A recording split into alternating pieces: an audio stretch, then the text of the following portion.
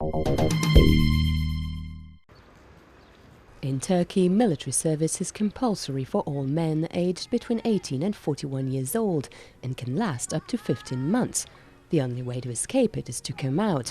If you declare that you're homosexual, the Army's medical services will deliver an incapacity report, nicknamed the Pink Report. BIRICIK has written a thesis on the issue and met with several people who've gone through the procedure. Doktorların istediği ne? Fotoğraf. Fotoğraftan kasıt kişinin... What doctors ask for is a picture showing the person having passive sexual intercourse with another person, whether oral or anal. It's one of the methods of proving their homosexuality. Another method consists in undergoing an anal test to determine whether or not there's any alteration of the rectal zone.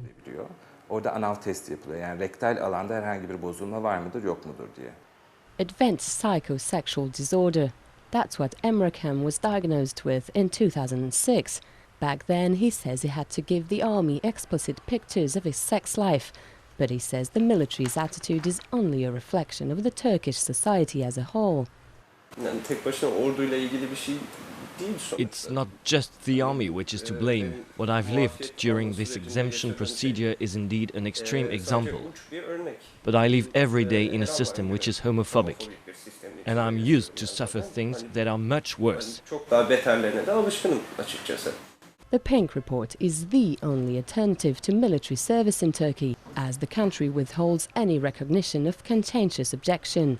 The NGO Amnesty International says this is a blatant infringement of human rights. We have to change the law. Hetero or homosexual, we should all have the right to do or not to do our military service. Conscientious objection has to become a fundamental right as human beings and as citizens. Contrary to what witnesses say, the army insists no pictures are ever asked of those declaring their homosexuality, but so far refuses to further comment on the issue.